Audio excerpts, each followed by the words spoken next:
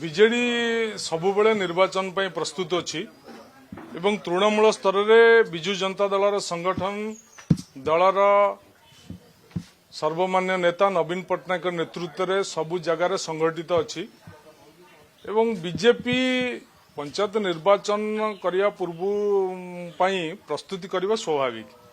ତାର କାରଣ ସେ ଗତ ନିର୍ବାଚନରେ ଯେତେ ପ୍ରତିଶ୍ରୁତି ଦେଇଥିଲେ କୌଣସି ପ୍ରତିଶ୍ରୁତି ଏପର୍ଯ୍ୟନ୍ତ ପୂରଣ କରିପାରିଲେ ନାହିଁ।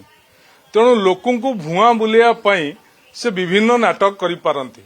ତେଣୁ ସେ ନାଟକ କେମିତି ହବ, କେମିତି ନାଟକ ରଚନା ହବ, ନାଟକର ନିର୍ଦ୍ଦେଶକ କିଏ ରହିବ, କିଏ କୋଉ ରୋଲ କରିବ, କୋଉ କୋଉ ସ୍କିମ୍ ଘୋଷଣା ହବ, ସେଇ ବାବଦରେ ପ୍ରସ୍ତୁତି କରୁଥିବେ। ତେଣୁ ସେଥିରେ କିଛି ବ୍ୟସ୍ତ ବିବ୍ରତ ହବ ନାହିଁ।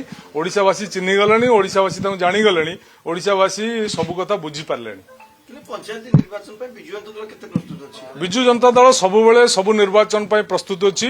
ବିଜୁ ଜନତା ଦଳ ଯେକୌଣସି ମୁହୂର୍ତ୍ତରେ ନିର୍ବାଚନ ହେଲେ ମଧ୍ୟ ବିଜୁ ଜନତା ଦଳ ପ୍ରସ୍ତୁତି ତାର କାର୍ଯ୍ୟକ୍ରମ ତୃଣମୂଳ ସ୍ତରରୁ କରିସାରିଛି। ରାଜ୍ୟସଭା ନିର୍ବାଚନକୁ ନେଇକି କହୁଛନ୍ତି ଯେ ଯେହେତୁ କଂଗ୍ରେସ ଆପଣଙ୍କୁ ସମର୍ଥନ ଦିଏ ବୋଲି କହିସାରିଛି, ସେମାନେ କହିଲେ ଯେ ଆମେ ଷ୍ଟ୍ରାଟେଜି ବନଉଛୁ, ଆମେ 4ଟା ସିଟ୍ ନେବୁ।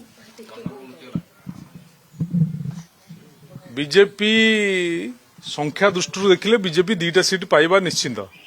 ବିଜୁ ଜନତା ଦଳ ଗୋଟାଏ ସିଟ୍ ପାଇବା ହେଉଛି ନିଶ୍ଚିନ୍ତ। ଆଉ ଗୋଟାଏ ସିଟ୍ ବିଜୁ ଜନତା ଦଳ ହିଁ ନେବ। ବର୍ତ୍ତମାନ ସୁଦ୍ଧା ରାଜ୍ୟସଭା ବିଜ୍ଞପ୍ତି ପ୍ରକାଶ ହେଇନି, ତେଣୁ ରଣନୀତିଟା କ'ଣ ବାହାରେ ପ୍ରକାଶ କରାଯିବ କି?